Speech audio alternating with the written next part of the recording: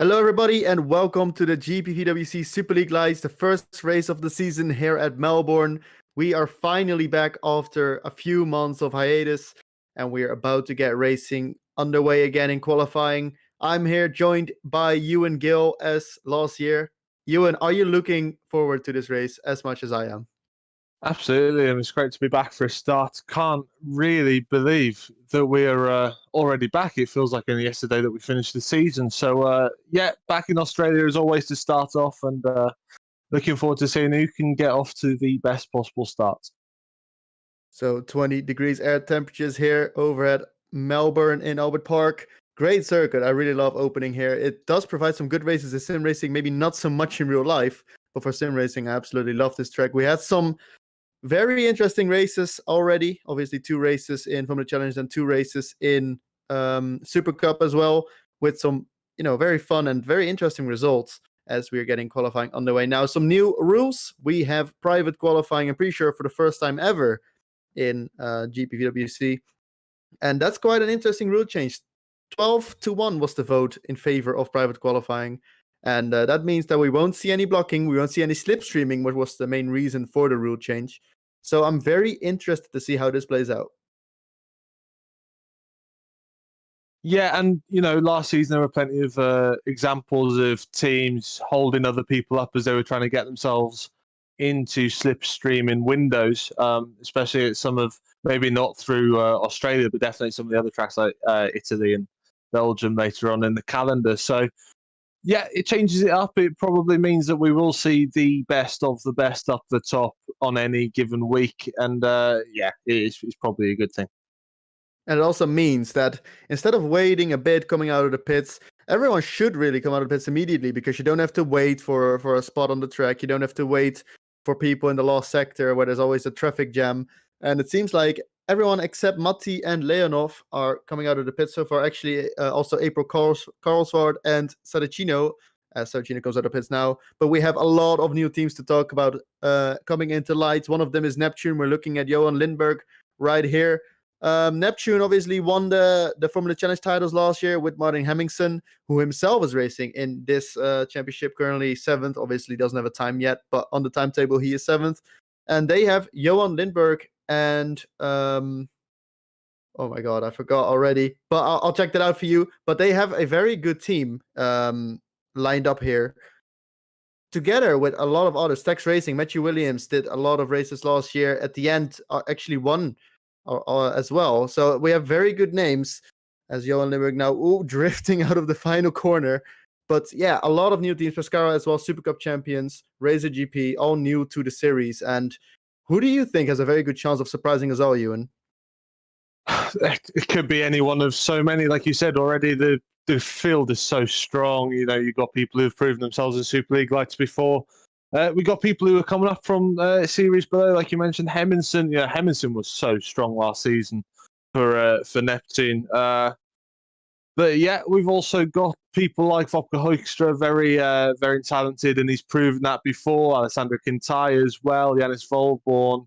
But Sandeep Singh as well. I think he's got a championship in him and probably will prove himself. And then Matthew Williams was fastest in practice as well. So obviously he's going to get off to a flyer, or hope to, tonight. He does, as he has a purple middle sector. And to correct myself, it is, of course, Tobias Olsen and Johan Lindberg in Neptune, the Swedish outfit. Olsen with some, and Lindberg both have Super League experience, so they're expected to do very well. Matthew Williams, 2 purple times on the screen. Because no one has a time yet. He only has 1 purple sector, but here he comes across the line. Does it in a 20.3. That is the fastest lap we've seen so far. Very good stuff by him. Obviously, most grip is here right now. Quinte goes into 2nd, only 2/10 off. Martin Hemmingsen joins him in 3rd, and there's a big gap to Matteo Keersmakers. Here comes Justin Meister, who is a replacement to Matthias Canapino, who won't race, goes up into 9th, 1.2 seconds off. Not the greatest lap, but I'm not sure if it was a last-minute replacement or not, but it's not bad. 9th for doing a replacement job.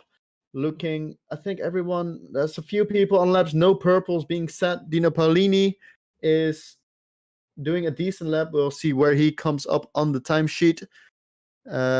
Actually comes 10th, so not that high up. He's obviously done Super League Lights last year as well. Did very well in Melbourne. I think he got 2nd So very good job. But this time it's 12th for him so far.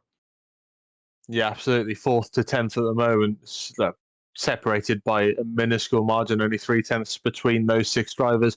All different teams as well, so that's promising for the season ahead. It is, looks very competitive. That being said, though, there's a lot of gaps from 1 to 4. That is 6/10. But then, as you said, the next, well, almost like 10 cars are within basically nothing. So in the midfield, getting a tiny little jump, a tiny little jump in time will get you a lot of places. But people like Keersmakers have to find 3/10s, more than 3/10s. You just find one place. Talking about people who have a very good chance of doing very well this season, here is Jack Mayer. Joined the Stocks team, obviously did Superleague Lights last year for his own team, MDR, who are now in Super League, comes across the final corner, over the finish line, and jumps up into 17th place. That's not quite where I expected him to end up.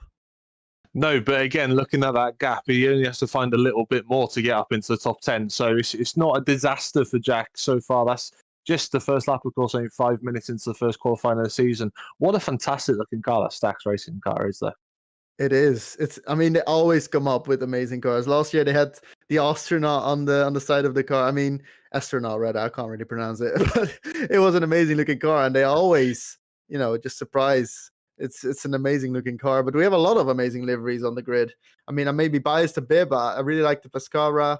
I really like the Zederic as usual. They didn't really change much, but it looks great still. And the car we're seeing on track right now, the one from Lalu, Royal Blue Racing, also looks amazing. And he is on quite a good lap. He hasn't put in a lap yet, but this will be his first lap. He's only 4/10 off the fastest time. That could put him into P4.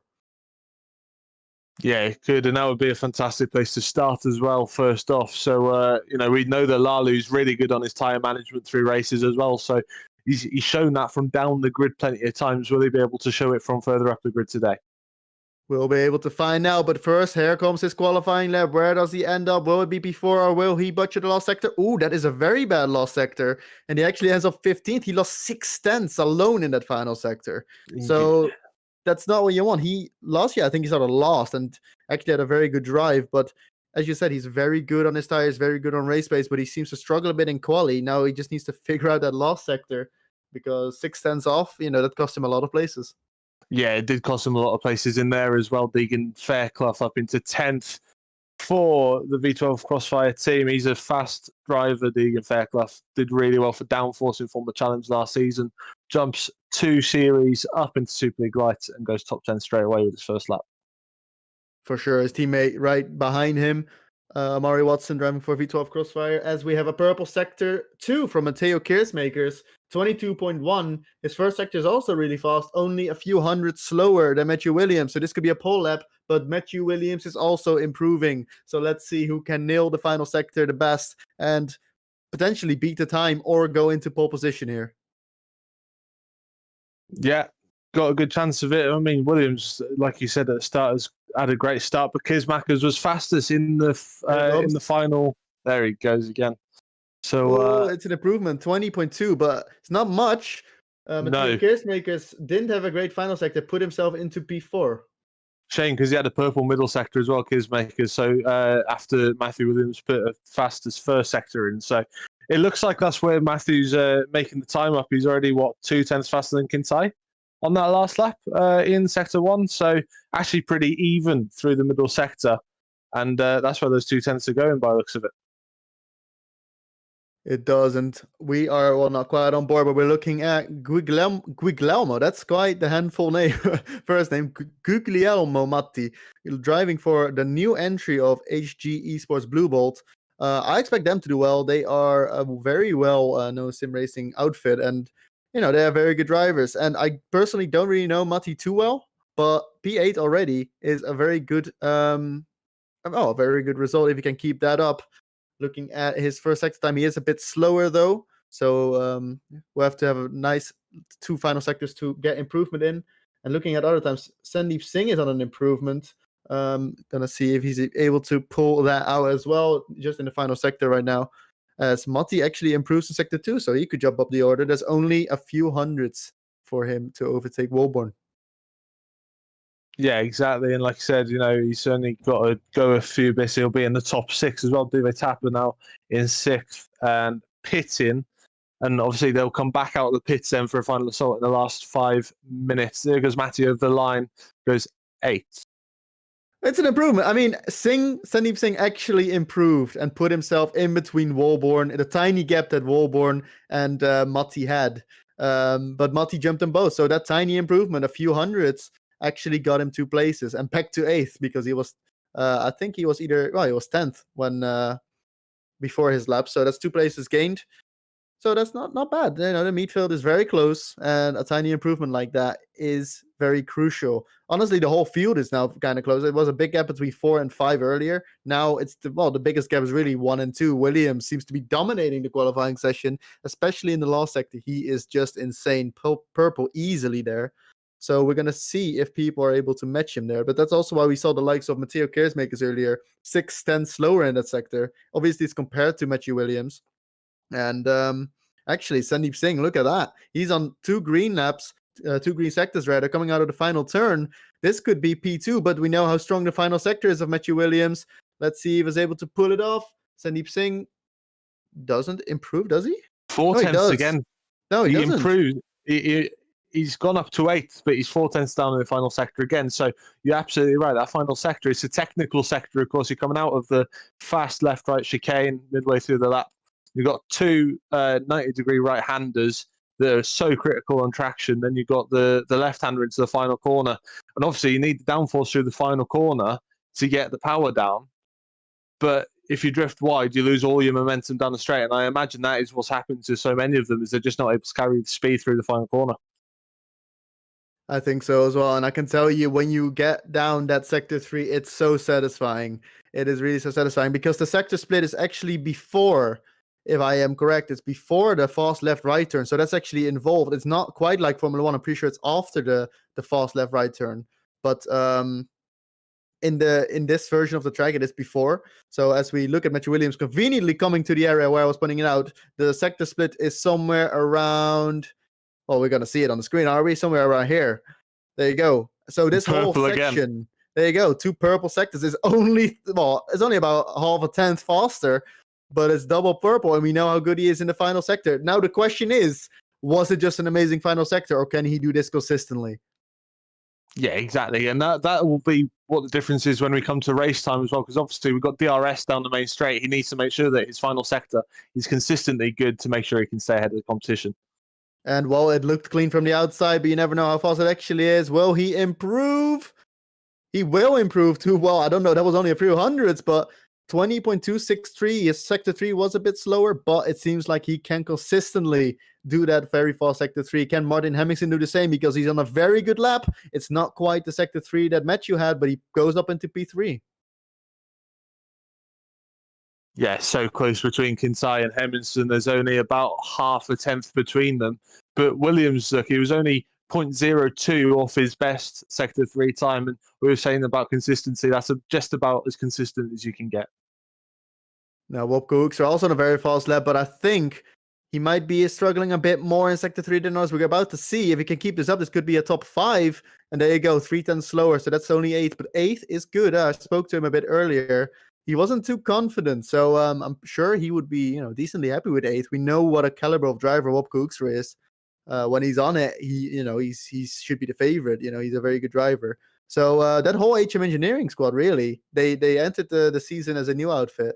Well, not really new because they merged with a previously existing team of Tom Vos. But they have Wopke Hoekstra, they have Frank Hemming, 2 very good drivers. Frank Hemming done a very good job in Super Cup last year and Superleague Lights when he filled in, got a podium. So expecting great things from this season, but so far, Hemming, where is he even? I can't even see. There he is, 18th, and he has 1 more attempt, so he needs to really get on it. But this is what we were saying about the quality of the field. You look at the names that are down the field: Hamming, Saracino, Meister, Mayer, Poom, Dabrowski's down there, Olsen's down there, Zubinski's down there. They were all getting points consistently last season in the championships that they were racing in. So, yeah, if they're down as Matty goes round to that final corner we were talking around, he collects it before he hits the wall. A good save, actually, from Matty in the HG. But, that's the level of quality we've got in the league at the moment. It really is. And talking about one of those drivers you just named, Tobias Olsen, Well, he's done very many Super League races, and he's a very good driver.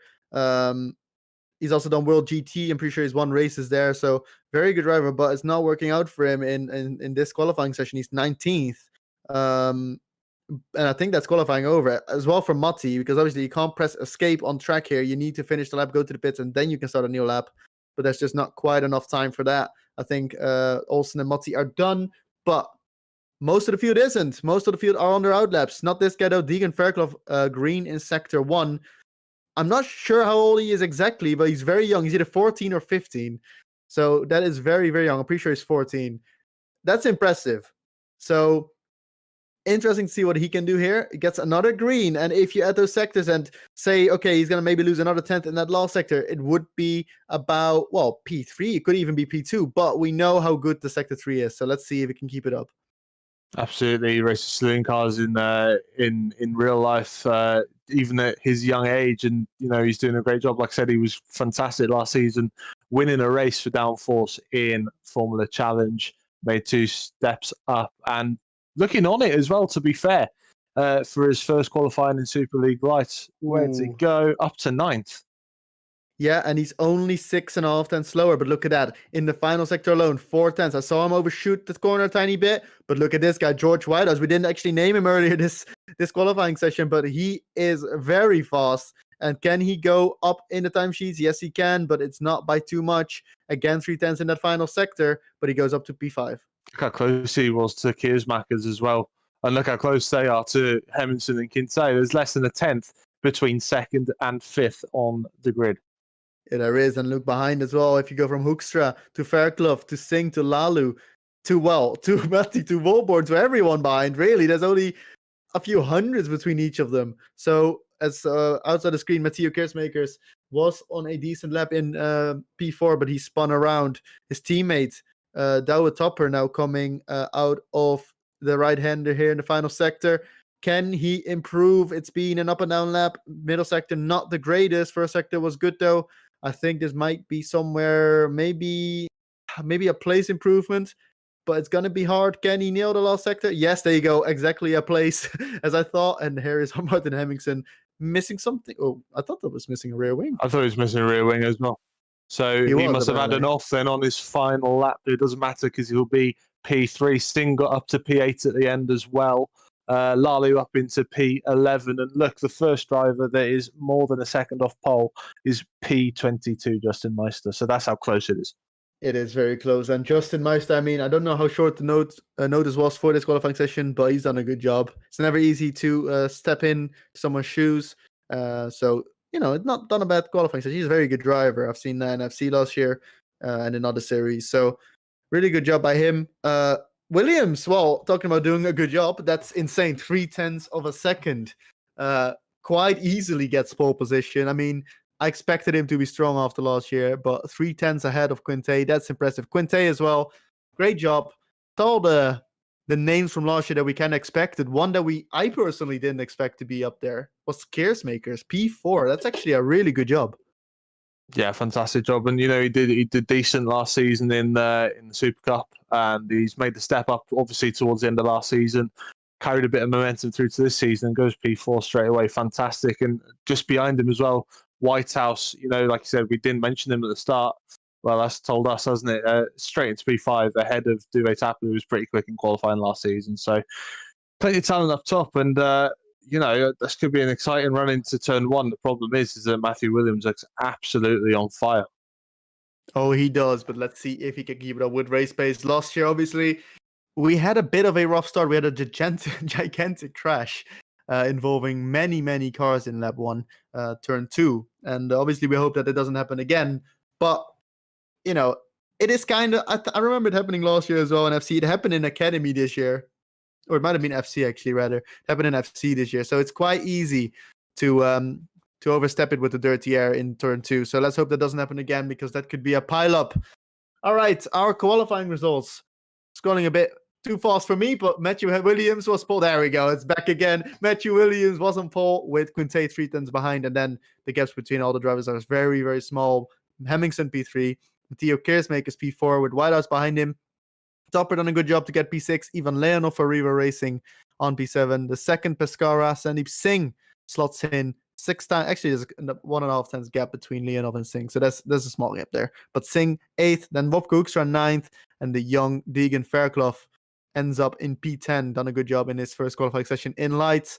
Then Jukka-Pekka Laulu, usually not known for his qualifying speed, rather his race speed. So P11 is actually a very good place to start with the tire rule and all. So very excited to see what he can do. He usually likes to go for the alternate strategy, so need to keep an eye on that. Matti in his first qualifying in Superleague Lights done a good job as well on P12. Walborn behind Paulini, maybe rather disappointing on P14. Amari Watson behind then, and Saracino slots in 16 with Schmidt, Lindbergh, Jack Mayer, which I personally would have expected higher up, together with Olsen, really, who slots in on P20.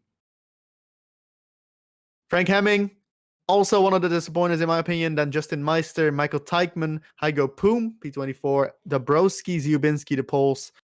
Teammates lining up nicely next to each other. Only, what's that, 17,000s in between them. So, well, they probably got the most out of the setup, you can say. James Lambert then 27th with, oh god, Yen Ternjak Hark, P28. April Karsvard in 29th, and Bastian Peister, no time set. Not sure why that is, but I'll try and get the top of that. But he is P30 and rounds out the grid.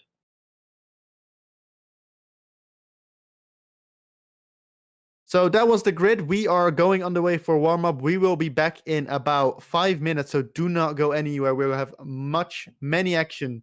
That's not good English. We're going to have a lot of action on track, so don't go anywhere. We'll be back in a few minutes.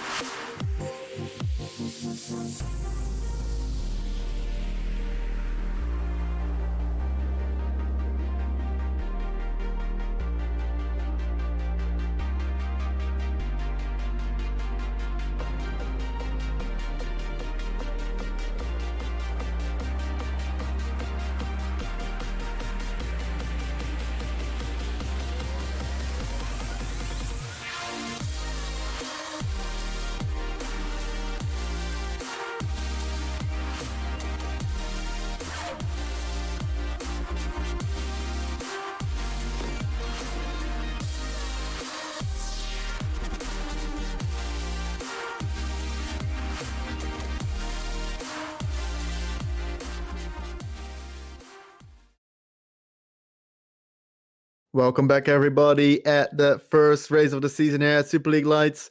Still at Melbourne, hasn't changed. We are in the warm-up, just done the qualifying, and Matthew Williams had a dominating pole position, but can he transfer this to a victory? Well, who better to ask than you and Gale? Ewan, what do you think? Who will win this race? Will it be Matthew Williams or will it be someone else? If he's still got that much speed, then it's hard to look anywhere past, isn't it? The problem is that whenever I said that the pole sitter would win last season in any of the series that I covered, something usually happened to them. So I'm going to try not to say that he's going to win, in the hope that I don't jinx him.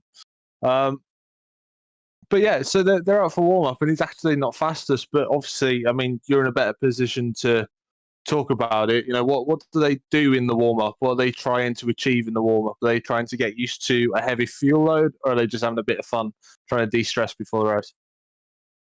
That's interesting because every time I'm in the warm up, and I always do race runs, race laps, to get into the feeling. Eventually, do some race starts. But I always think when people are fast, I'm like, oh yeah, he did a push lap. He probably had like 17% wear on the front.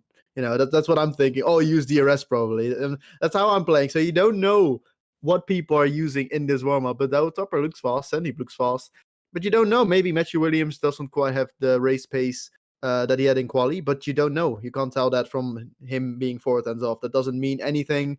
One way to find out, and that is be patient and wait, as we are about to go to the race any minute now.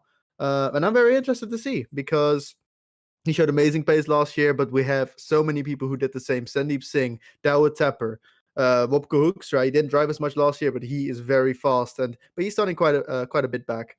And as well, we have a new mod. We have new tires. These tires were really hard, and I'm ashamed to say I don't know how much stops this will be. I'm assuming either 1 or 2.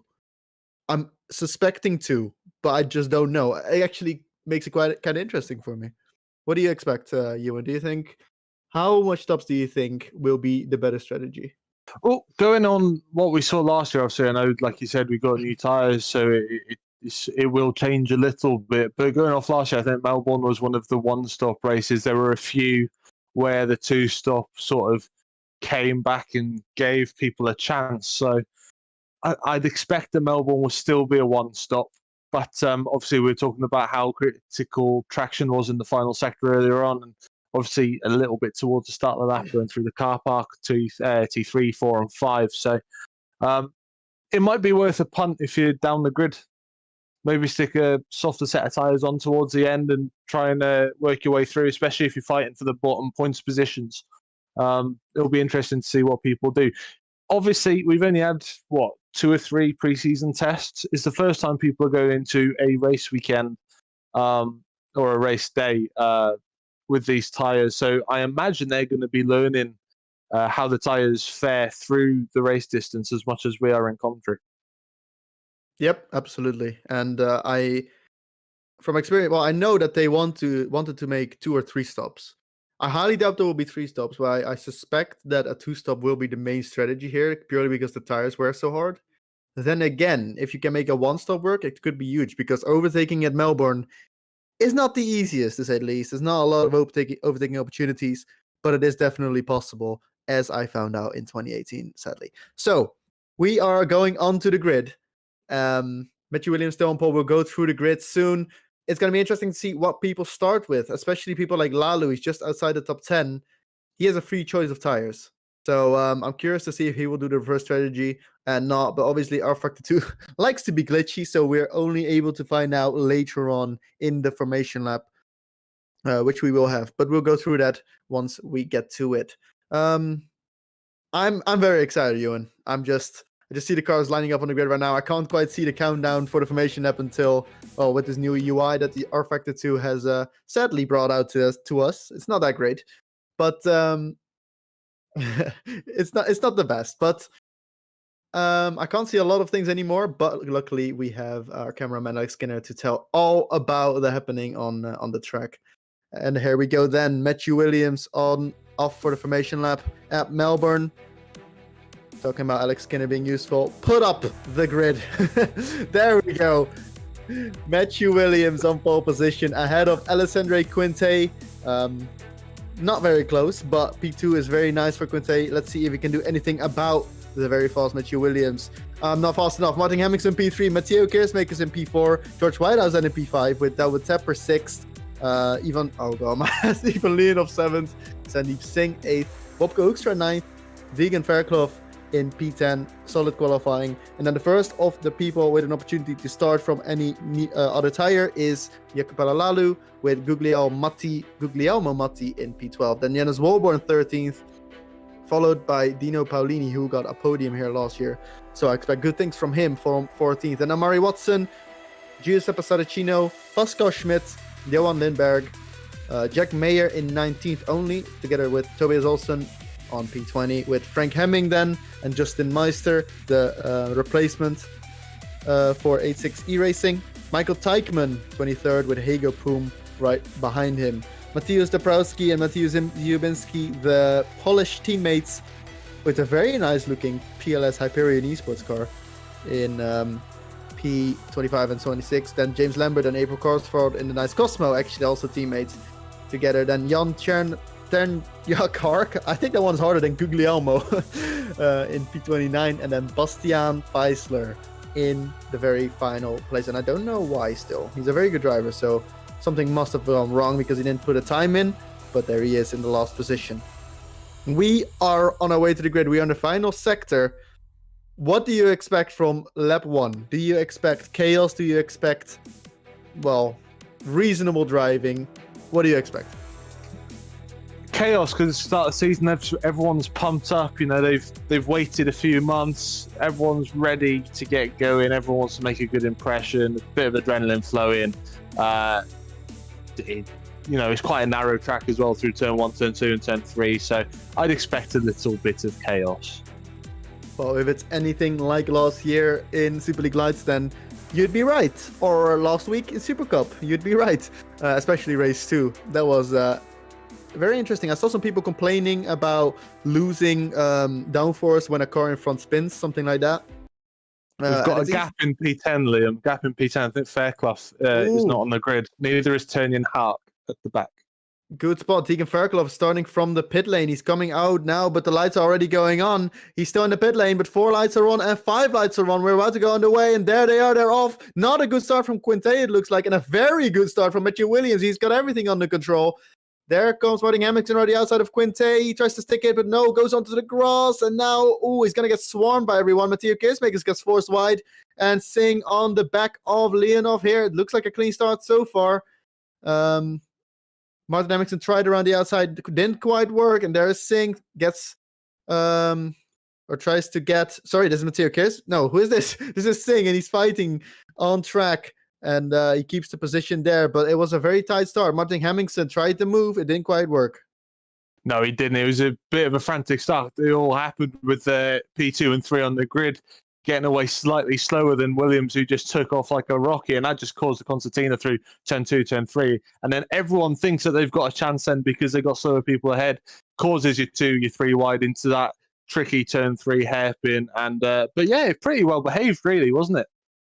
Well, as you say that, we get a yellow, and that is for Jack Mayer, who has lost, I think he's lost his front wing. Does he have it still on? I think it's still on. Yes, it does look to be. He got forced wide on in one of the corners and then spun it himself coming out of the grass. So not a great start for him. And earlier on, I said it was Singh fighting. It wasn't. It was the TR Blue Voss from George Whitehouse. That's why I was so confused. So the first mistake already made. The TR Blue kind of looks like the Pescara, but that doesn't stop Matthew Williams from leading this race 7/10 to Quintet and Hemmingson, Keersmakers, and Whitehouse. That's all stayed the same. Absolutely. Mayor's got to get his head down, though, as well. It's a long race, 48 laps. So we still don't know what the strategy is going to be, as you said. So plenty of time to make that change.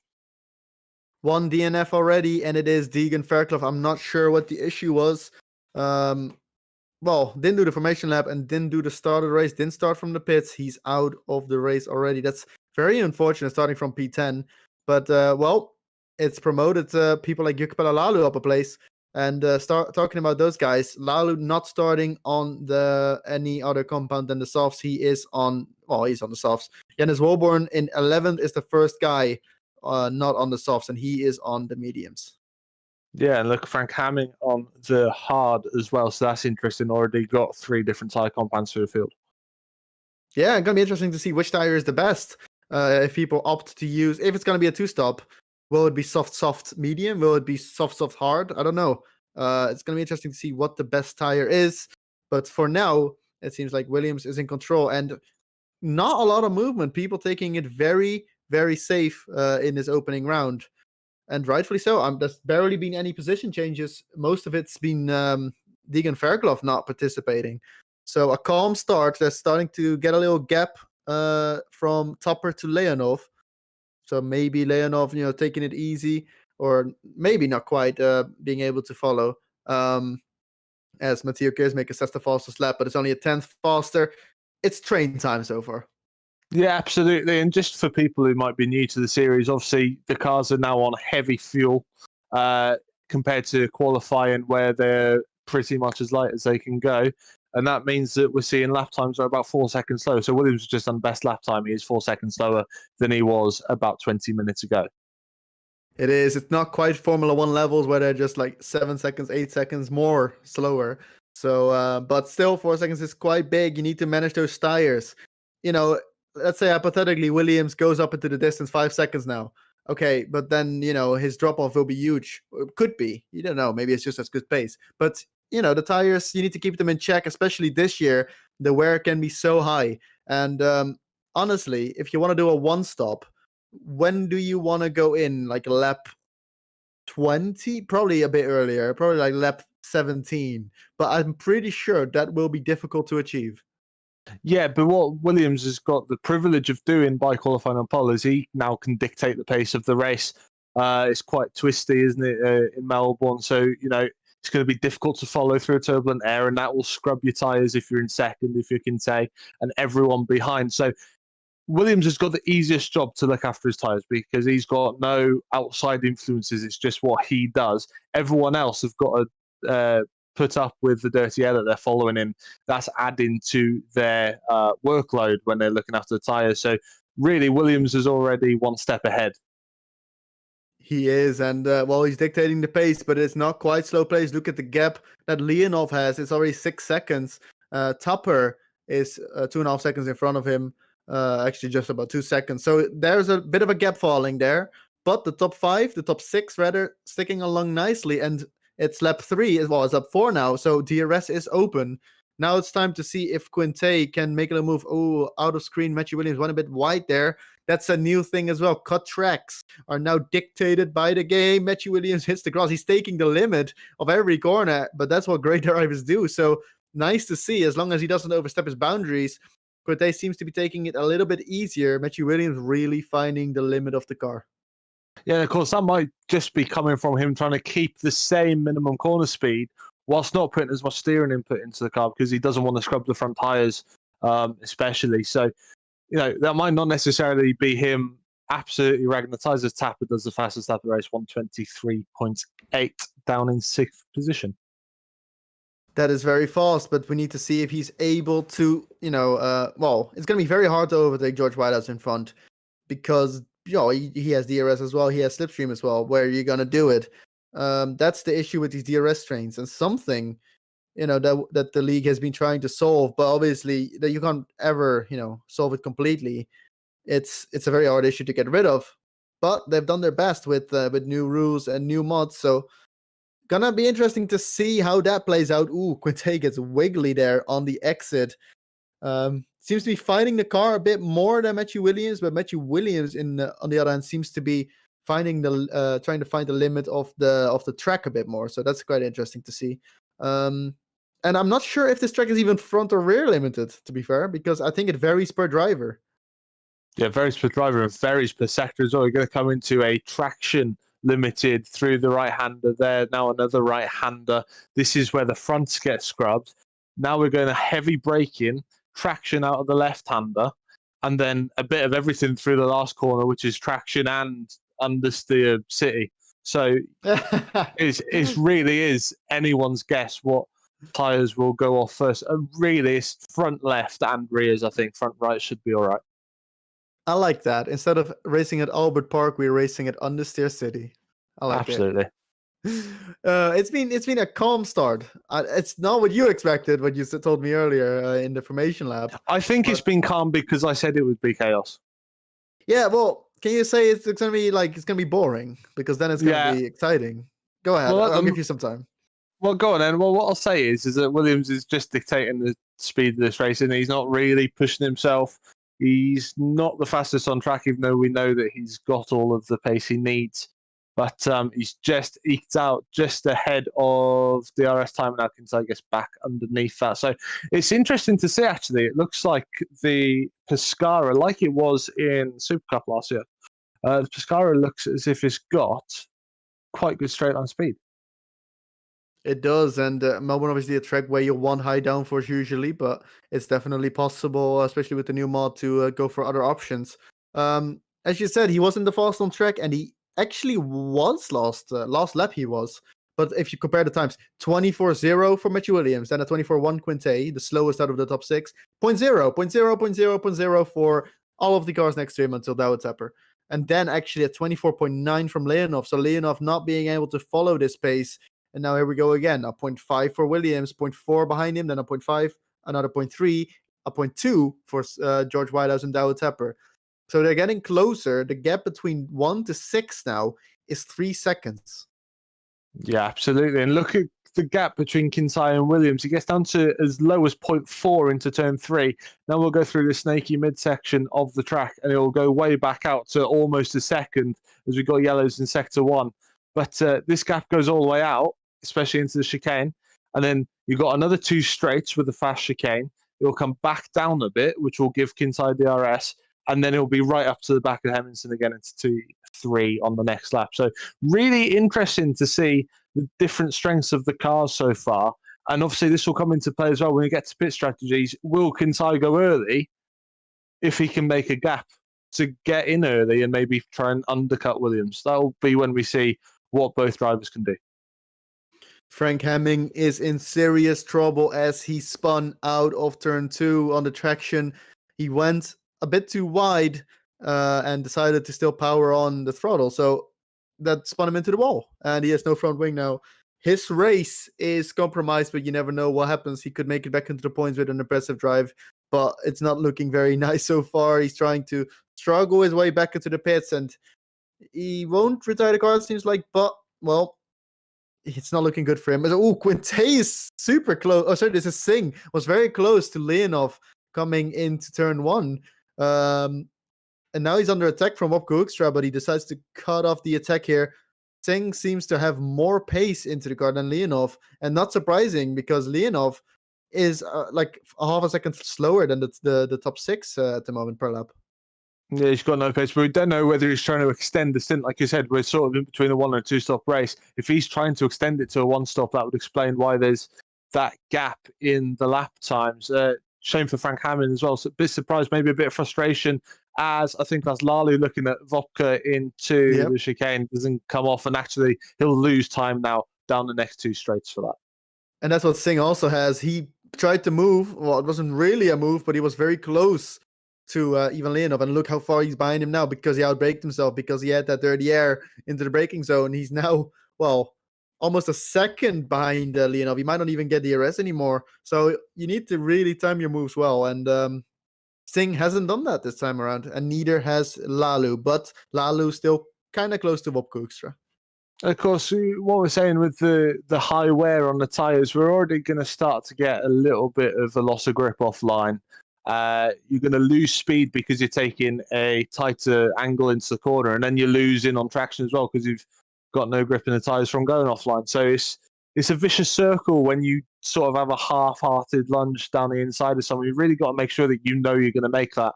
Otherwise, you're going to lose 2 or 3 laps trying to catch back up to them again. That is very true. As we're looking at Quinte, only half a second on the sector split behind Matthew Williams, so maybe applying the pressure.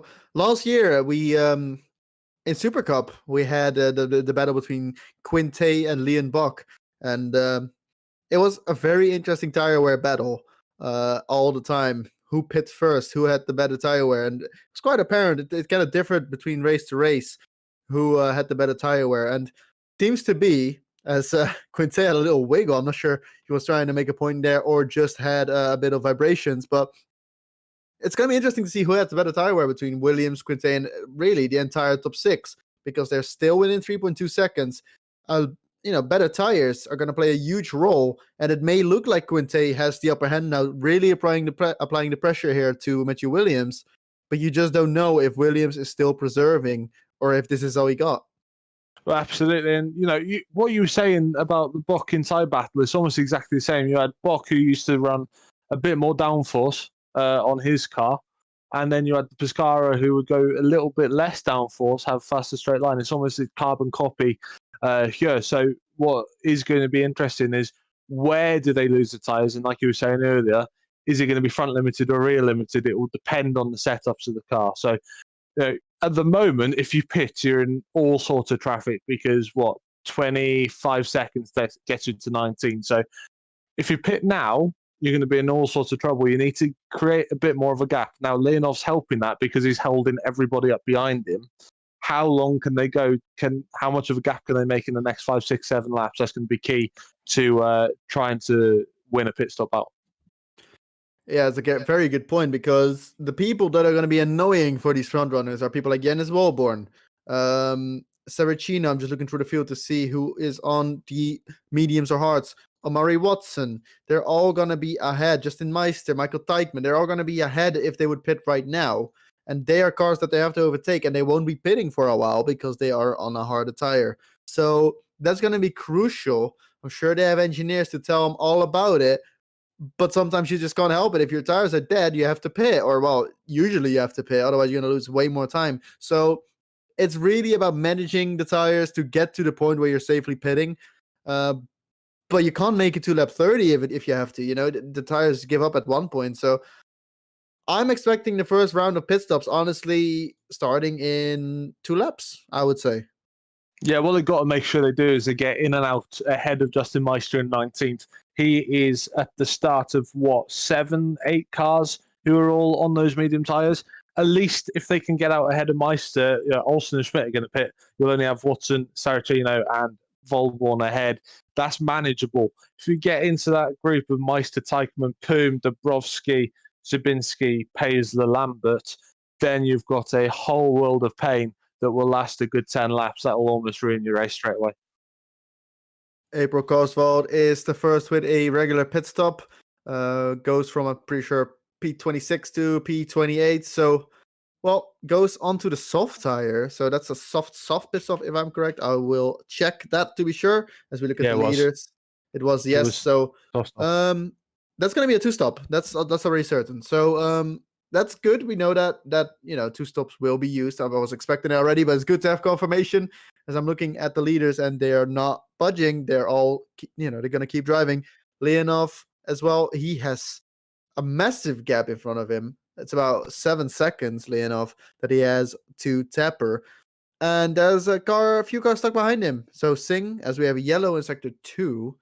I'm not sure what that is about. We'll check it out. It's Jan Ternjak Hark, who has spun in P27, so nothing major. Pretty sure it's his debut, so rookie mistakes, they should be ironed out for the next round or next couple of rounds. Still no one budging in the top 10. No, still no one budging. And, this is where the mental side of it comes in. you cannot get frustrated. We've seen someone like Frank Hammond, who no doubt was frustrated with his qualifying. He was on harder tyres, so probably wouldn't have had the grip of the guys that really he's probably faster that were ahead of him. Made that mistake. He's dropped to the back. These guys can fall into the same trap, especially if you're seeing Hoekstra, Lalu, Volborn, who are stuck around Leonov in P7. Your time will come at the pit stop window. Don't do anything stupid now when there's 36, 37 laps left of the race. Keep it all in check. Your time will come. Your chance will come. I said I expected the first pit stop to come in 2 laps, so I'm pretty sure there's 1 more lap to go until I'm probably proven wrong. So if they don't pit this lap, then I guess I was wrong. But Sandeep Singh seems to be applying the pressure a bit more, and it's a good thing to note that if you are in one of these trains, being second in the train actually does give you an opportunity to overtake. That's Quinte that we're not directly looking at here, but he's behind Matthew Williams.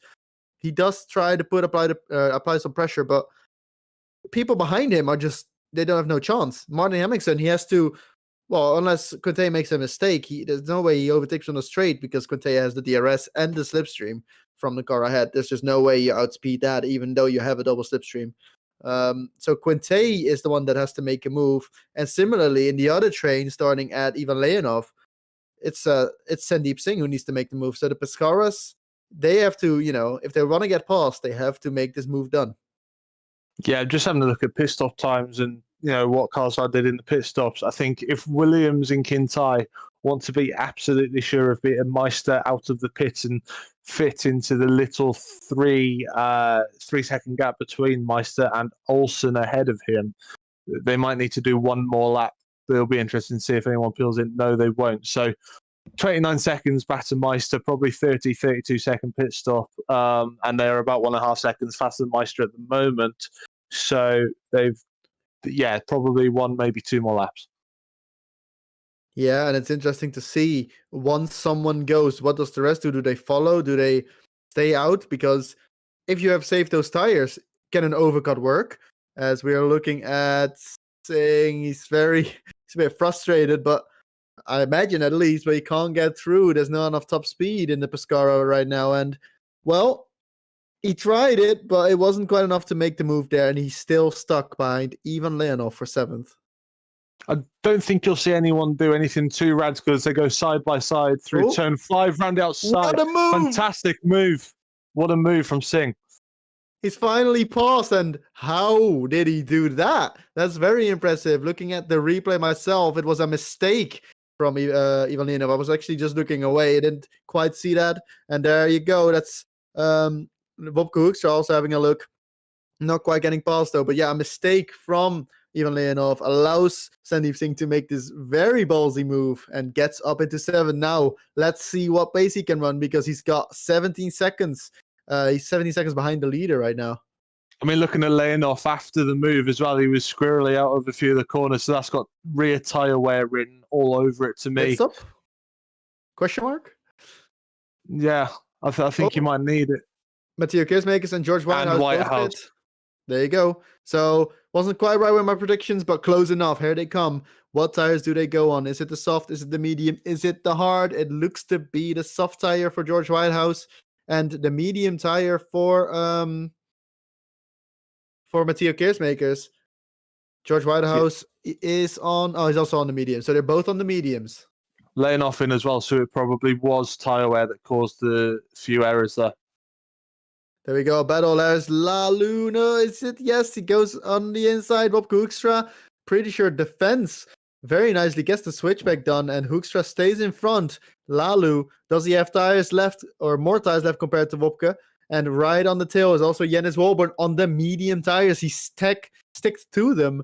So he could be a big player later on in the race when he can go on a softer compound. But some nice fighting going on. It seems to be finally getting a bit loose. It's been 15 laps. Not many moves, but in a span of 2 laps, we've had a nice move from Lalu and Hoekstra both, because nice defending from Hoekstra, nice attack by Lalu, and also an amazing move by Singh. And pit stop, so we're finally getting some action.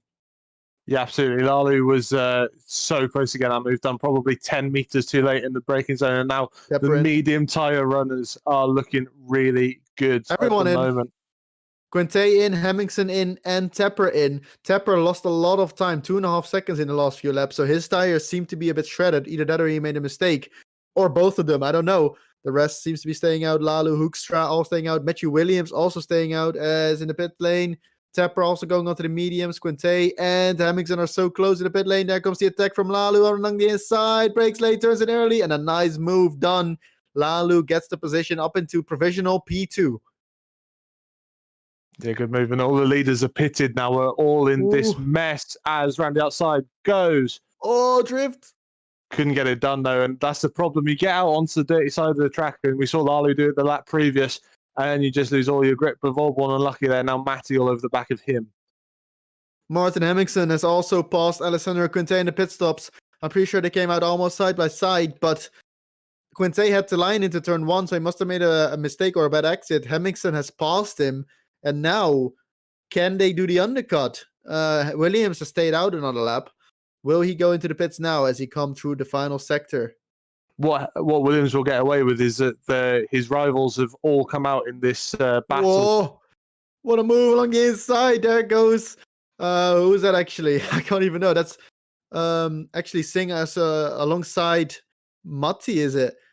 Sorry, Quinte alongside Saracino, and he gets the position done. So a nice move there as well. And what a daring move as well on the inside there through the fast left-right hander. I'm not sure who that was. I will get on top of that. I think it was Hemmingsen on fresh tires.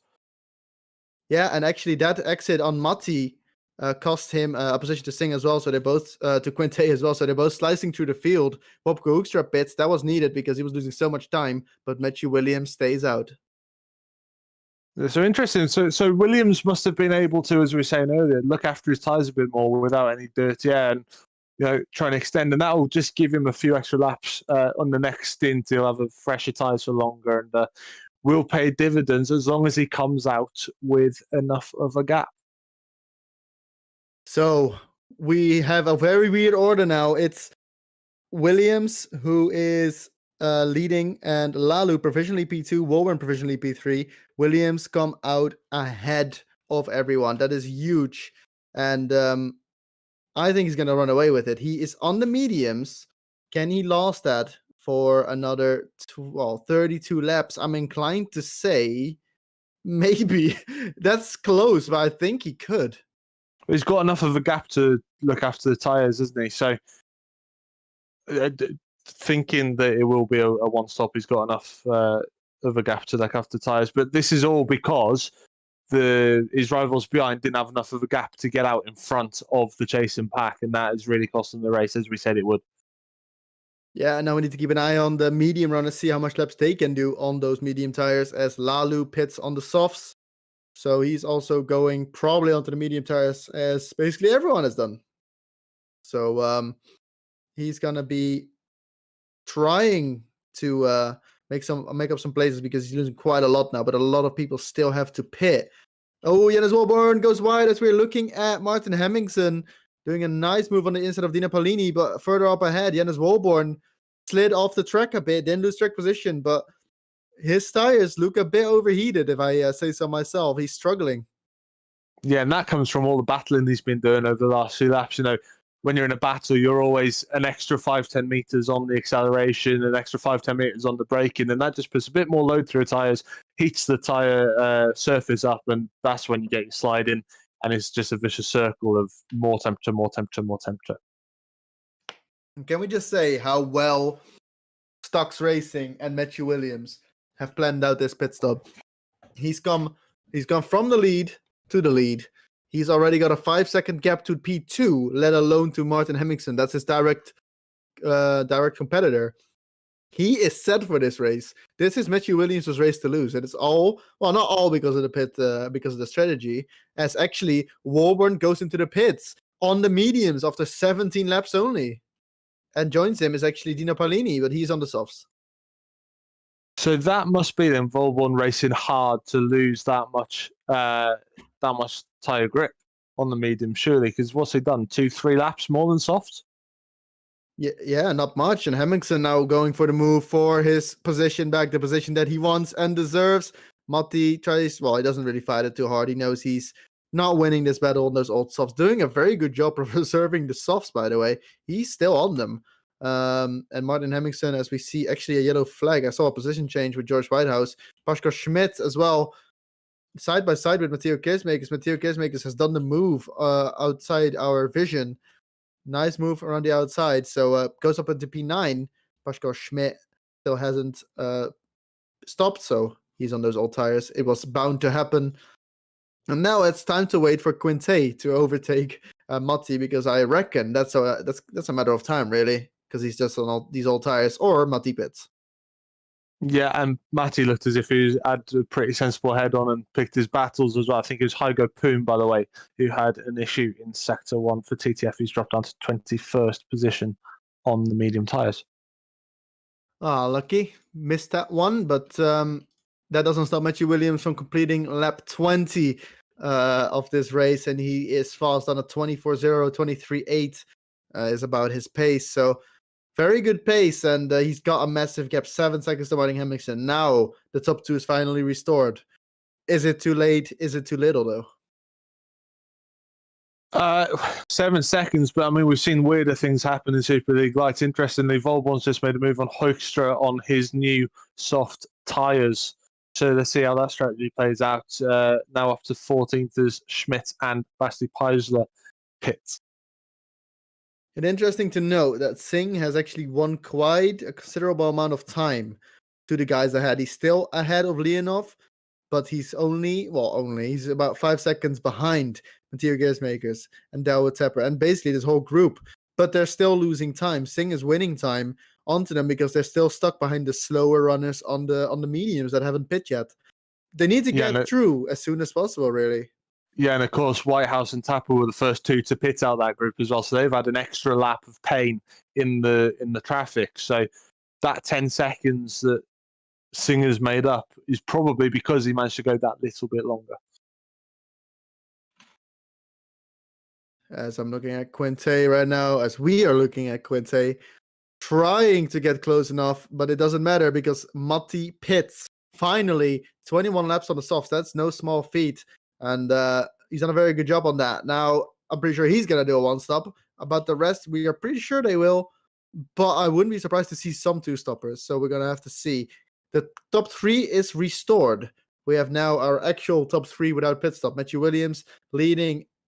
He's almost improved his gap to 8 seconds. Yeah, look at the lap time he's just done, Liam. 23.6. That is 8 tenths faster than Martin Hemmingson. And Martin Hemmingson had clean air. This is insane. Yeah, Volborn on fresh softs only went 1/10 faster than Williams for the fastest lap of the race. That's how fast Matthew Williams is at the moment on those medium tyres. He's just done another purple Sector 1. That does sound, though, like a 2-stop. It kind of does, but it also wouldn't surprise me. I mean, he does have, like, if you're first with this amount of gap, you need to basically drive onto the pit window. If the pit window is 20 seconds, you need a 20-second lead, and you need to do it fast. Because if you come out behind... was that Keersmakers at the back there, just going wide through the fast chicane? Oh, it's chaos down into the tap around the outside of Whitehouse, look, Liam. Oh, 3 wide. That is Amari Watson in the middle. He's being swarmed by everyone. And there goes, George Whitehouse and Omari Watson into the wall. No. And he is going into the pits now. Don't know. He didn't lose his front wing, so that's a shame. Watson losing a lot of positions there in the battle. He got swarmed by Whitehouse and Tupper at the same time. I know Tupper and Watson are friends. They worked together last year at Zedric, so I'm not sure if they're too happy with that. Sarchino also into the pits. And something we forgot to mention, Quinte on the hards. Yeah, so if Williams is going for a 2-stop, like I would say these fastest laps or attempted fastest laps seem to indicate, then that would put Quinte in a pretty good position. The only problem is he's already 14 seconds down on Williams. If Williams comes out on softer tyres, he should be an easy target. That's absolutely true. But you don't know who's going to come behind. He's going to have to clear a lot of people. Sandeep Singh, by the way, I'm not sure if something has happened. I'm pretty sure there has been, actually, because Matteo Keersmakers is now right along the alley of Sandeep Singh. He's all made it up. Sandeep Singh there in the background. And yeah, so that was that battle that we just saw in the last lap. So Keersmakers went wide at the chicane, and then up ahead of him, Whitehouse, Tapper, and Watson got in a bit of a tussle, didn't they? 3 wide, 4 wide into the last complex, and that's brought Singh. And to be fair, Leonov's not that far behind either, right up to the back of them. it's brought it all back together a bit. Quinte, the only one on the hards in the top 6, 7, 8. Well, really the top 10. As Yennis Woburn, also the only one in the top 10 on the soft. So, Yennis is going to do. Well, has he pitched yet, Yennis Woburn? Yes, he has. Yeah, he has. He went medium to soft. Keersmakers almost lost it as well. Out of turn 4, got all squirrely on the power and almost did what Hammond did earlier on in the race. So Keersmakers is pushing, but he's already been off the track once, like we said. So maybe pushing a little bit too hard. Looking into the chat, there seems to be no game volume, so we're gonna, get on top of that and see if we can fix it. We are aware, so we will be working on it. Sorry about the inconvenience, but in the meantime, we will keep you up to date on what's happening on the track. So Matthew Williams hasn't really extended his lead since we last talked about him. So maybe preserving his stars for a one-stop. It's a long way to go, though. It's so hard. I think one thing we can say for sure is that Quinte would do a one-stop, because otherwise you wouldn't pick the hearts. No, absolutely. It'll be interesting to see what Hemmingson does, because to be fair to Williams, he is stretching that gap to Quinte out to 16 seconds now. So Quinte on the hards is still about 1.5 seconds slower per lap. And so, yeah, Volbon now on the softs right up to the back of Yukibeka Lalu. But we know that Volbon will have to make another stop. That is a definite on his strategy. It's all about getting as far as he can now on these soft tyres. But that's why it is so important for him to make up places, and that's not how you do it. You spin around and go on the grass and lose a place to a backmarker? Who's that? That's a backmark, I'm pretty sure. It's Hager Poom. Yes, it is. I was already wondering. So he didn't actually lose a position. Hager Poom is going to have to move around over to the side, especially as, well, they're both on softs, but I would assume that Woburn has more pace here, but he's not yet moving. No, that might just be that he's seen someone spin off and maybe doesn't know how close he is having rejoined. You'd imagine that he'd be made aware sooner rather than later, because that is hurting Volbon as well. And obviously on the strategy he's on, he needs to get back through. So yeah, obviously the blue flags will be shown and he should get out of the way. But he should have gotten really out of the way a long time ago, and he's not done it. So this is costing Woburn a lot of valuable time. Oh yeah, it's pretty much a lap now, isn't it? It's pretty much a lap. Yeah. So. And he's on a clock because he needs to get past people like Lalu and pull a gap similar to what Matthew Williams is doing now. But with Matthew Williams, we don't know if he's actually doing a two-stop. With Woburn, we think, well, we know that he is, because he doesn't have another choice. I'm actually curious on what Matthew Williams and even Martin Hemmingsen will do. I'm expecting him to do one stop, but you just don't know. What I do know is that we have a nice fight here for P3, because Quinte is on the hards. That's slower than the mediums. I don't have to be an expert to tell you that. So Tapper is all over his back and really wants this position. Yeah, and if you're Quinte as well, if Tapper's behind you and working his tyres harder in your turbulent air, that's helping you further down in the race as well. So it might seem silly to battle someone who might have to make an extra stop than you, but that is a might. That's not a definite. So you just want to make his life as hard as you can. And, maybe you'll be the way that the tyres wear with different wear rates. Maybe you'll be actually on an even playing field in about 6-7 laps time.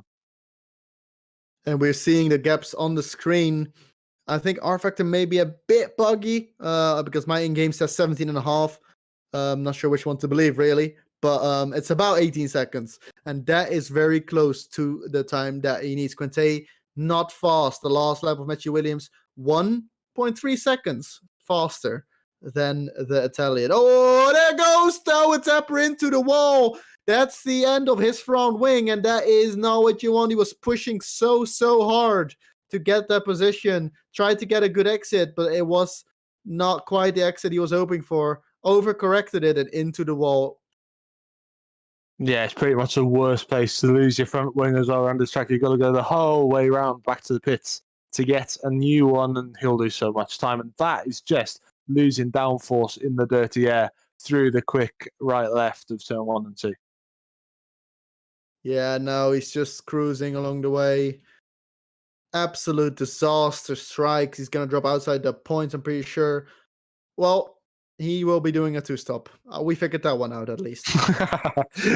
Absolutely. I tell you who's now sitting laughing like I am is Whitehouse in 4th, because now he's the next person to have a go at Kintyre. And look how close he's got already on those medium tyres. A bit too close, got a bit deep into the corner, loses a bit of time now because Mackers is all over the back of him into the final complex.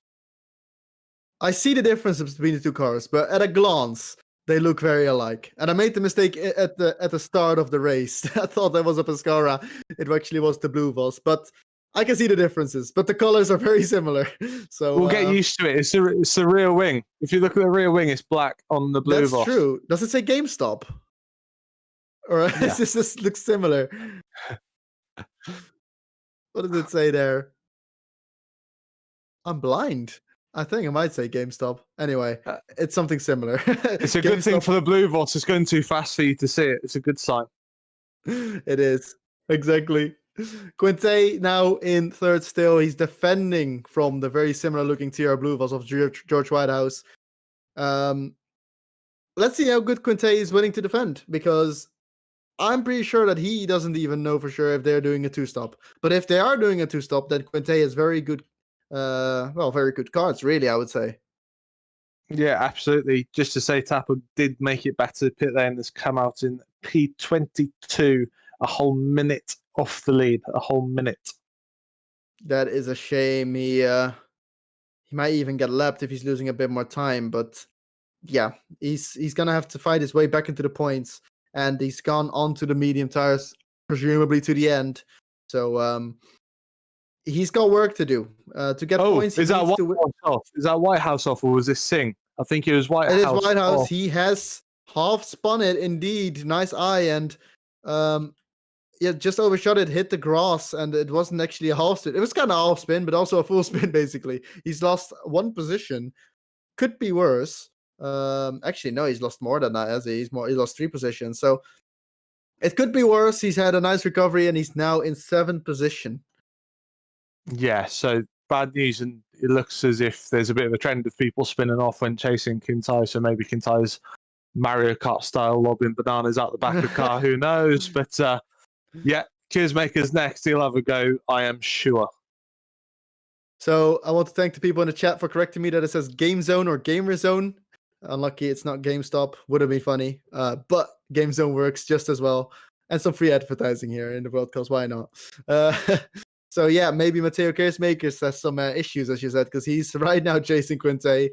And after that, it's the teammate of Quinte, it's Singh. So, well, I'm going to be interested to see if it comes to it, if they will let Singh by. And that will actually also basically tell us if it's going to be another pit stop for Singh or not. Yeah, absolutely. But, Singh was 12, 13 seconds down on 7th position before the pit stops, and now he's 2 seconds down from 3rd. So how quickly things can change, and this is what I was saying at the start of the race, the people who were struggling at the start of the race, things will come to them if they're patient. Singh is patient and he's fast, and that's got him back up to P5. Matteo Kearsmakers has seen what his teammate has done, took it extremely cautiously on the inside curb, almost just turned into early.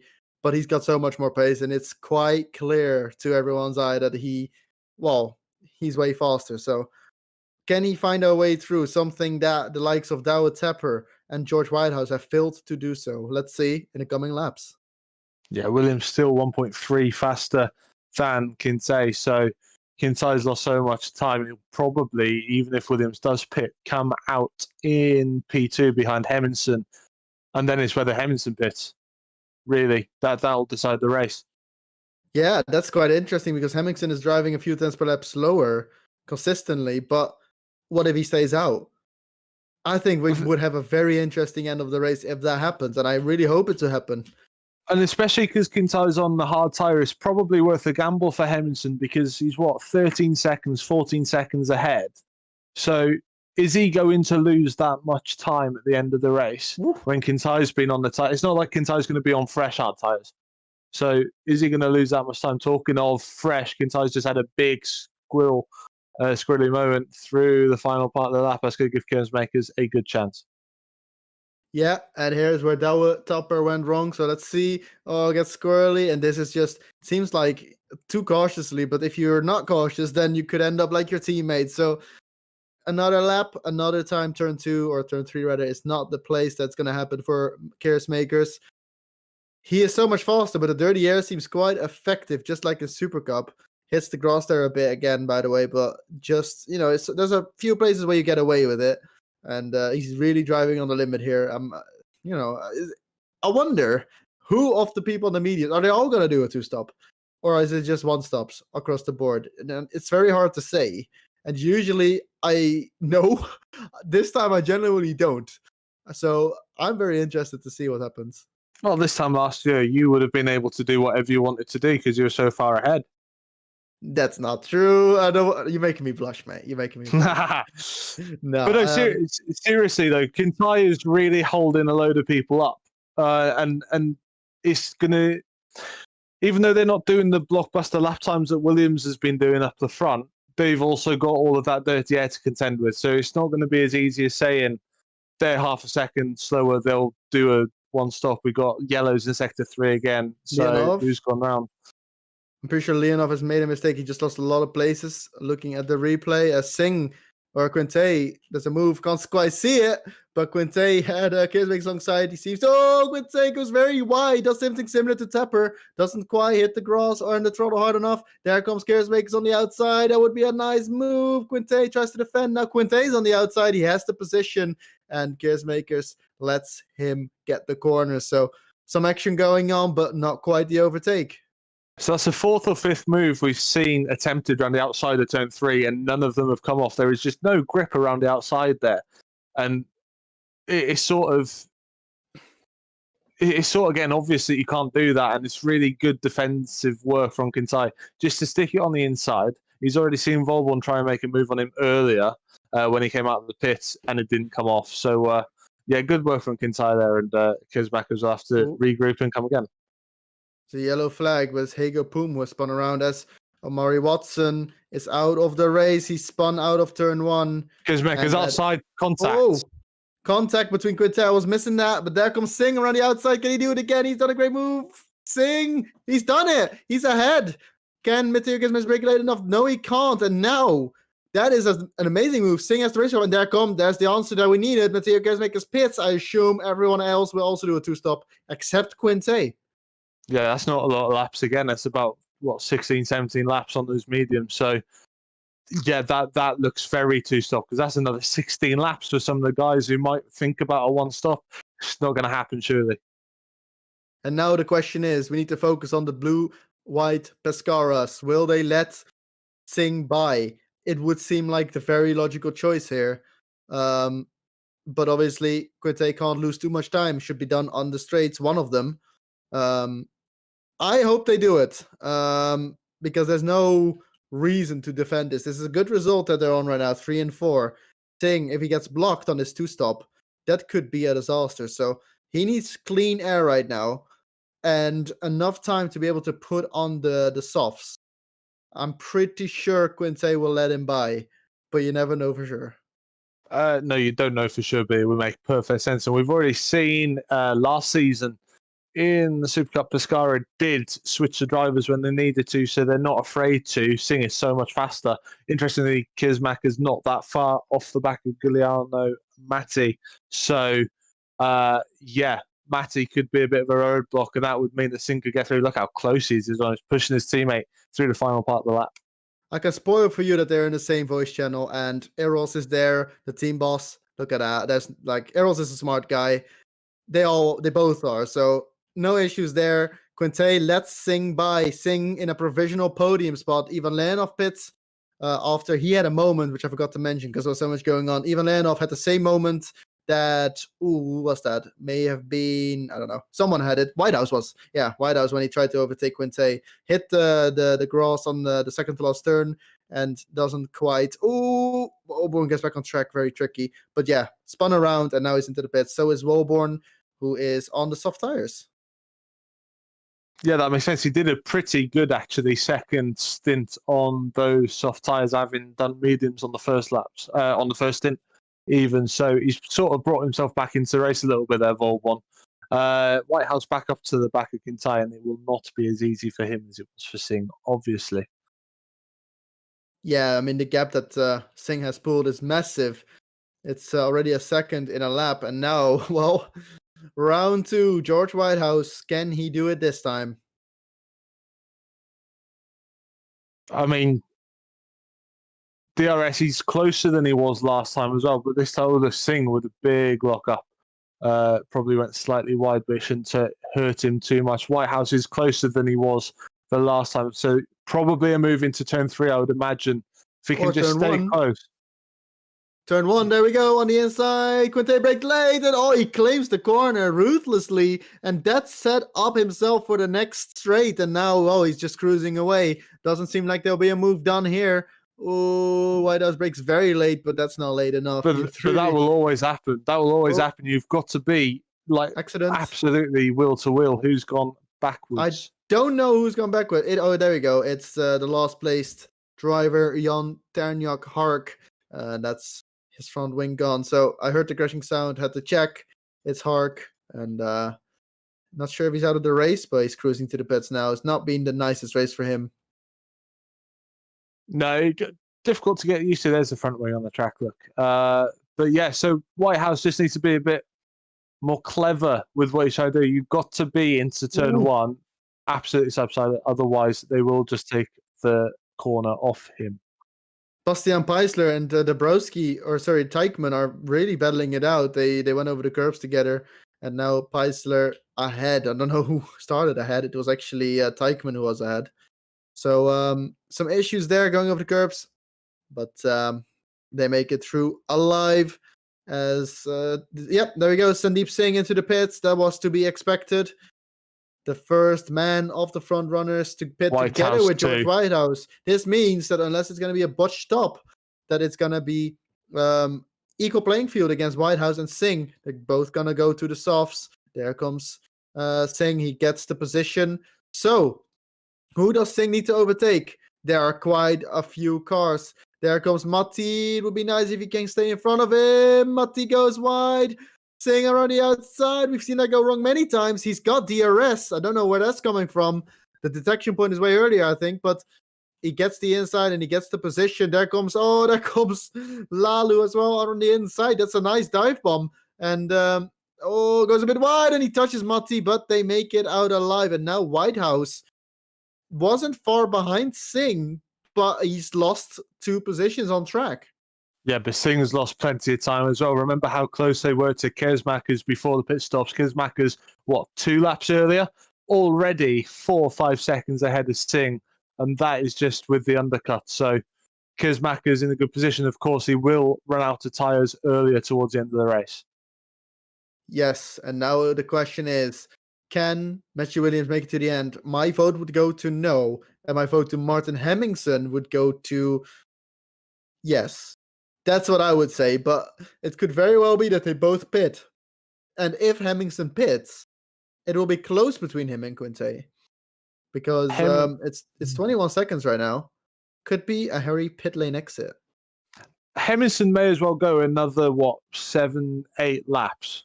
Get to lap 44.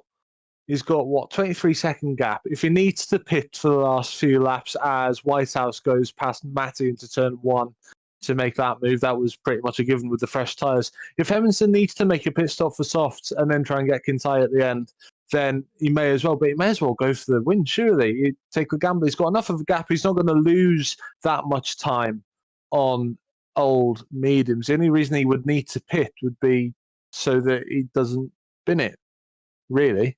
If he loses so much grip that he will end up in the wall, that's the only reason he'd need to pit. So if I was Martin Hemmingsen, I'd be staying out for a gamble. Matteo Keersmakers, look at him, by the way. He went earlier than Sandeep, and he is ahead of Sandeep Singh and George Whitehouse. He is on a bit more worn softs, and he seems to be struggling. But on track, he's 3.5 seconds ahead of Singh, and Singh needs to get a Paulini in front of him, and that's what he's doing. As we see Jannes Wolburn defending as Wop Koekstra in the background, Sandeep Singh overtakes Dino Paulini. So that's a position change that he's gonna love. Now he needs to get Jannes Wolburn, who is also still, I'm pretty sure he still has the pit because he's been on these softs for a while. No, he doesn't. He's made his second pit stop. He started on medium, so he's gone medium, soft, and that was a move on Hoekstra, who is on the harder tyre. So Volborn is in P5 on merit, I believe. Obviously pitted a little bit earlier for his final stint, so we'll lose tyre life towards the end, and that's where I think probably Sandeep, Lalu, Paulini, Whitehouse will maybe have the edge, but they've got to get to him first. You're very right. He doesn't have to pit anymore, but where did he come from? Wow, that's a very invisible, nice recovery drive. I mean, I actually expect him to have to pit one more time, but you're right. He's done like 3 laps on these tires. So very good job by him. And Singh now behind Hoekstra. So Williams in the pits. There we go. That's our answer then. He still has to pits, and Martin Hemmingson also pitted.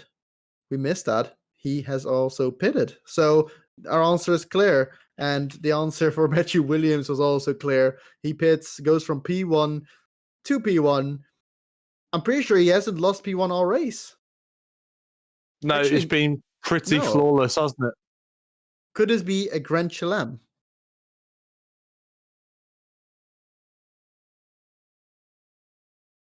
If this will be a Grand Chelem, that will be absolutely amazing. He just needs the fastest lap. He doesn't have it so far, but he has fresh softs. And just one to look out for. Kiersmak is only 10 seconds off Kintai. And the fastest lap of the race at 1:22.8. Kiersmak is absolutely flying after pitting. Sandeep Singh through on Wop Koekstra.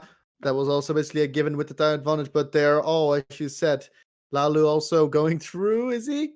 Breaks very late. Wopke has to really avoid it, and, well, goes cleanly. So, very good job. And, well, as you said, Keersmakers is only a few seconds behind Quinte on very fresh softs. Last lap, he already won 2.6 seconds. So, this is going to be surely a battle in a few laps. Yeah, Volborn will be with him as well, and you'd expect Singh to close that gap as well, because he's a few laps fresher on tyres, I believe, as well. So Kintai could be in a bit of trouble here on these hard tyres. He could be in a bit of trouble. Well, we've got 11 laps left, or 10.5 laps left, including this one, and they are that much faster, like you said, 2 seconds. Now, obviously, that will close up a little bit with the gap because of different tyre wear and different compounds, but if that's the sort of gaps they're taking out already, it's going to be so close. 8 seconds now, Kintai to Kiersmakers.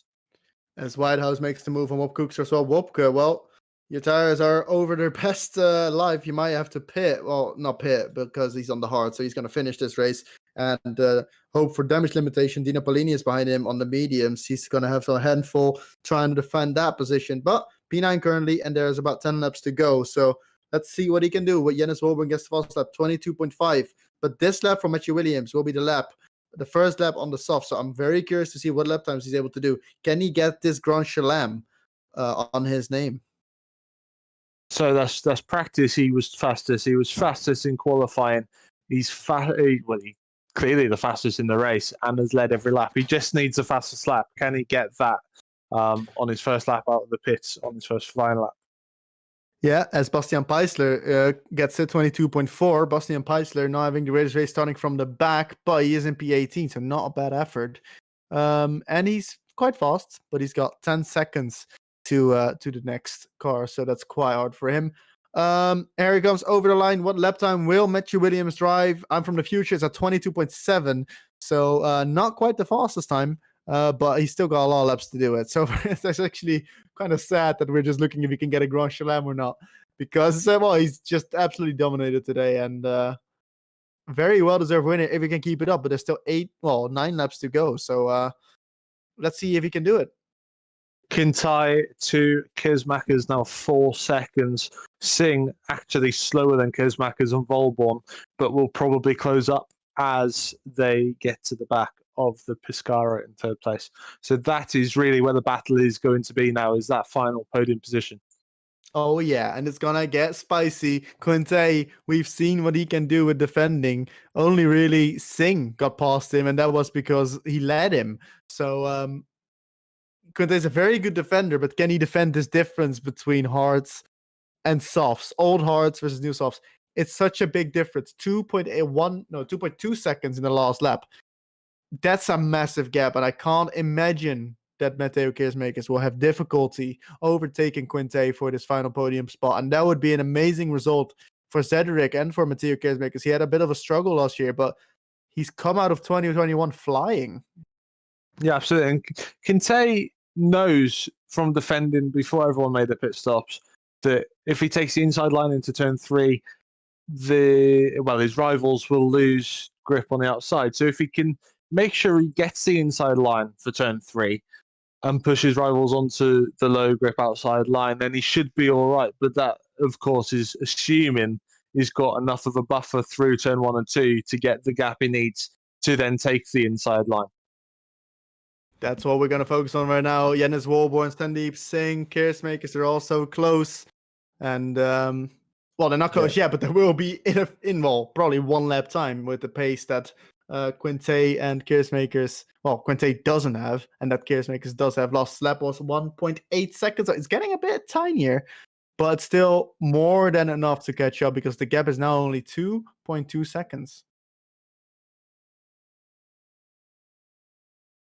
Yeah, Hemmingsen's had an average start to the lap.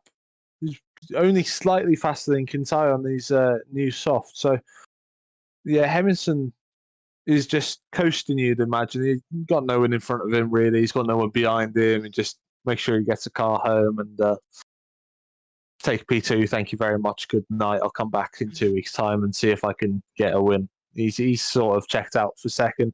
Williams still trying to pump in fastest first sectors. In fact, that is his fastest first sector of the race. Cannot get anywhere near the fastest lap, though.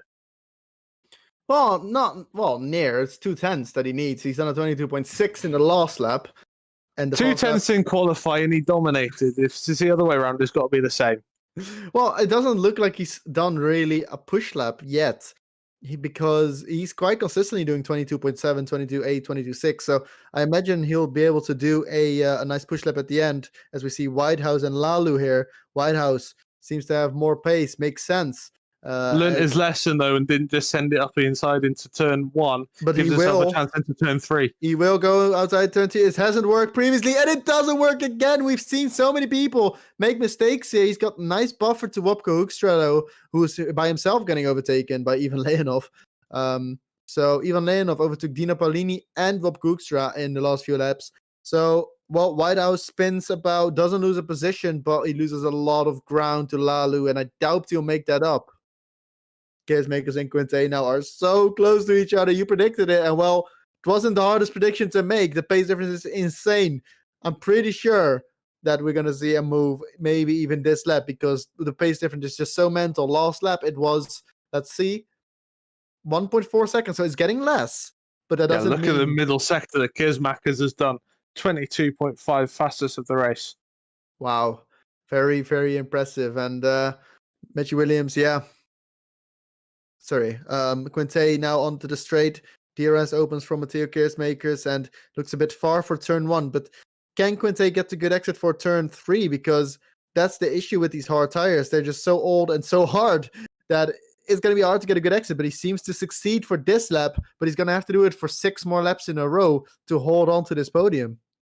The longer he stays ahead, the more Keersmakers' tires will wear out.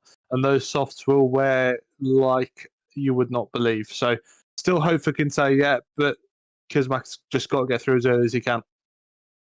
He does, and he's very close, but I would expect, it's still hard to follow with the dirty air. He doesn't seem to be on his tail just yet. He's very close. It's only, I think, 4/10s right now, but be a bit wide from Quinte. Could he do it here? This is an almost impossible overtaking spot, but if he wants to, he can put it alongside, but I don't think he wants to, and I think that's a very good decision. Just sticks behind, and Quinte makes a big slide, and he holds it and gains speed somehow.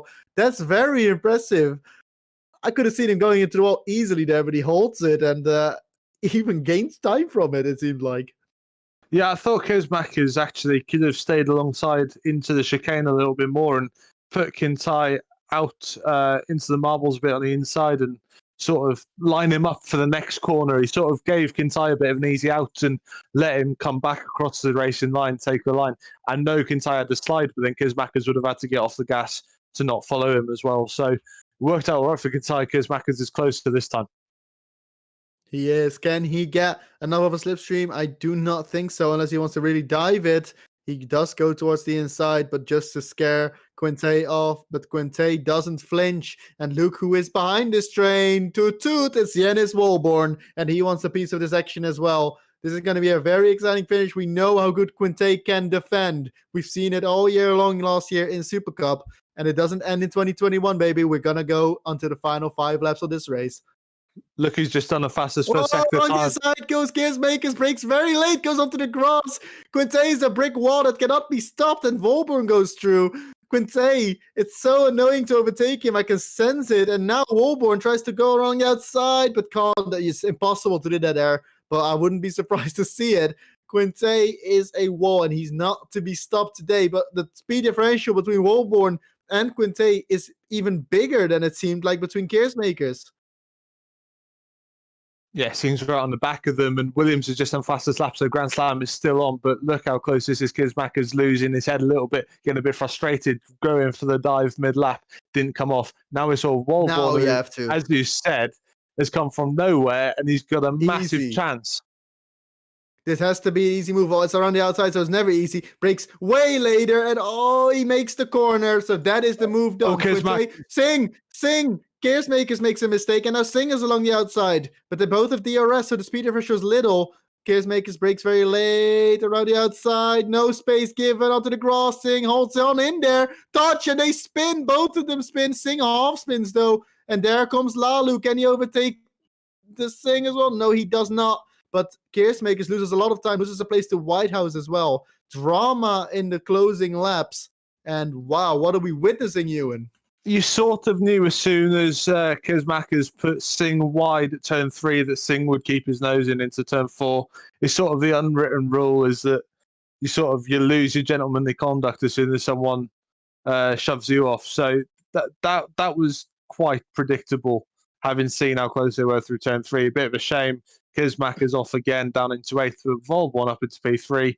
That two-stop strategy starting on the mediums looked like it's worked, and Lalu in 6th just behind Sing. We were saying that he might have started on the mediums. The one time he doesn't, it's probably going to cost him the podium. And now is the chance for Pescara, ADG to work together and see. Well, Quinte and Sandy, if you're in a train and give slipstream to each other, you're almost impossible to pass. They need to utilize this. I'm sure Sing will win time back a lot, very fast to Quinte. But is it going to be fast enough? Because Lalu is hinging on the back of Sandeep Singh, and he looks very interested in that P5 that Singh currently holds. Yeah, why not as well? He's seen Singh all over the road coming back from spin, so he knows that Singh will have lost some tyre life from that with the 4-wheel skid, and that will be all the motivation he needs, really, in the RBR car. Comparing Sector 1 times Singh, 28.3. Quinte, 29.0. That's 7 tenths in one sector. That's how fast it goes. So there won't be a doubt that Singh will catch up. But what do they do?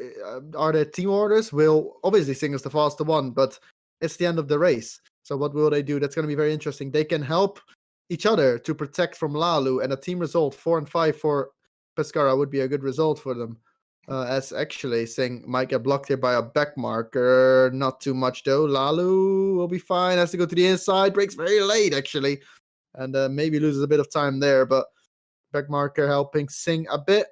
And Quinte, he's already caught up to the back of Quinte, and this is pace difference between the tires is just insane.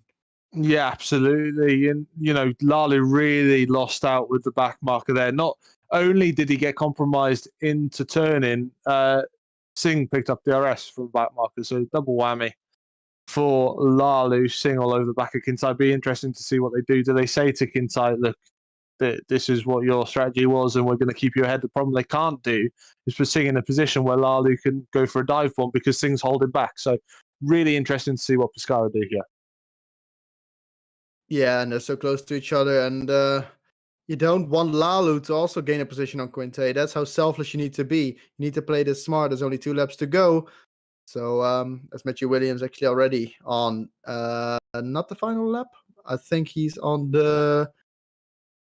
It's just the final lap already. The next Just one. crossing the line. Just crossing the line. Okay, so this is the final lap then. Okay, so he so far got the fastest lap. We might see someone go for it, but he's got it by a mile. 22.4, I think, is the second best lap. Hold by Peisler, and he's done a 21.9. So magnificent job. Singh and Quinte, what will happen there? And Lalu, let's not forget. George Whitehouse also catching him. Oh my god, look how close Singh is. Quintai's got nothing left. Quinte's got nothing left, and will there be a move? You don't want to fight. That's the thing. Singh's not going to go for it, but that's dangerous. Like they're doing the thing that I said. It's smart defending. But now Lalu has the better exit. Now Quinte needs to move back and give the slipstream. Otherwise, Singh might have an issue. Singh will go to the right. Because of the dive bomb, and that's just bad because you've hit Quinte, Lalu. What are you doing? Absolute dive bomb out of nowhere and takes out Quinte, who is now in trouble, has to come back onto the track safely, and he does so, but this is disaster striking. Drops to P9, and Lalu, that is not good. That is not good. You just took out Quinte. That's all I can say about it. Here comes Matthew Williams, though. Completely forgot about him as that action all happened, but he's absolutely crushed it. So wiggling across the line. If no one gets the fastest lap, I'm pretty sure that will be a Grand Slam. Not a Grand Slam. That's tennis. I just learned that. It's a Grand Slam. Amazing job from Matthew Williams. Absolutely dominated the field.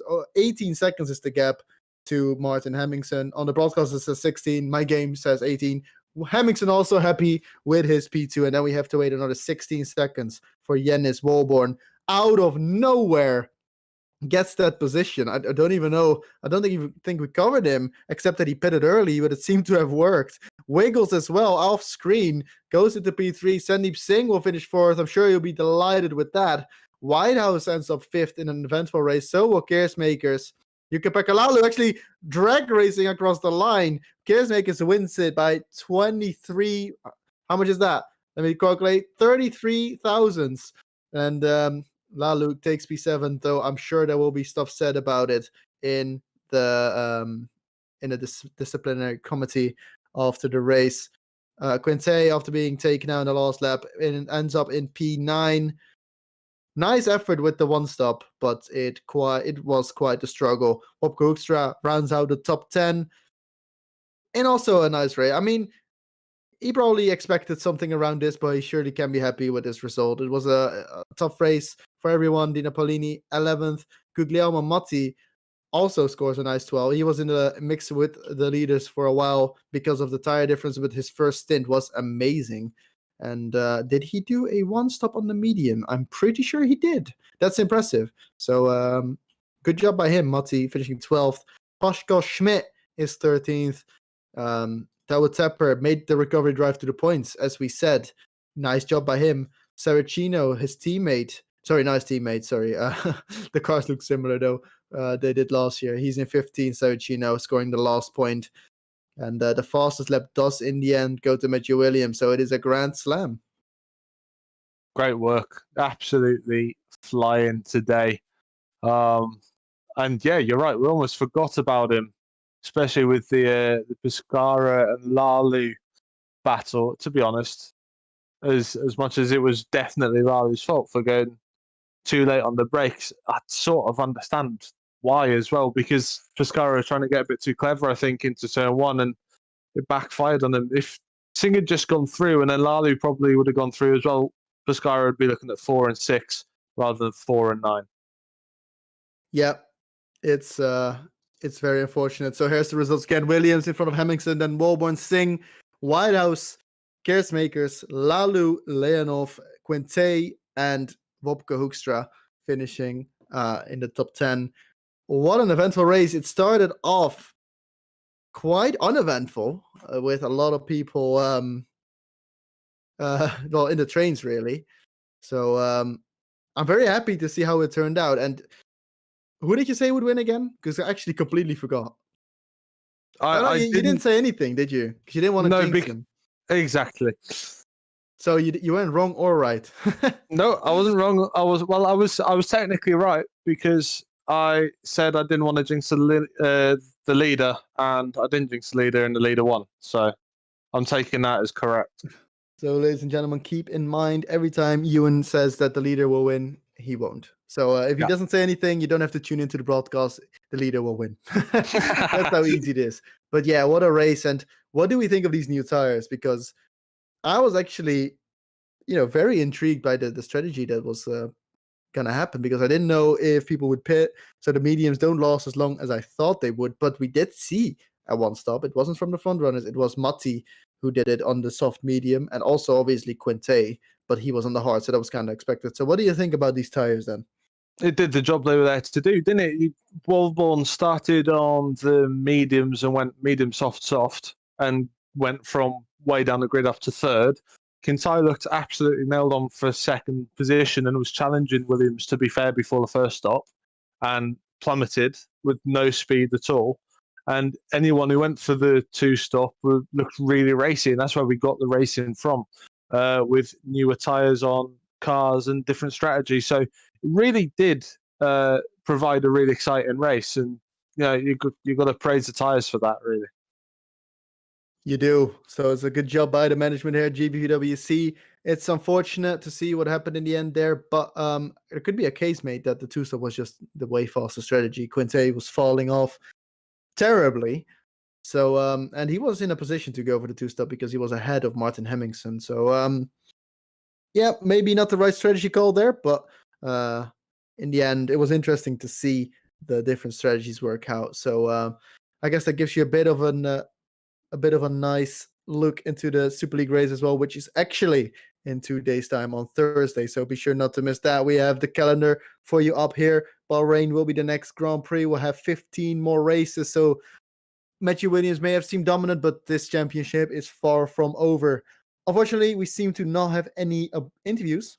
So that will be it for us today. In 2 days' time on Thursday, we will have the Super League broadcast.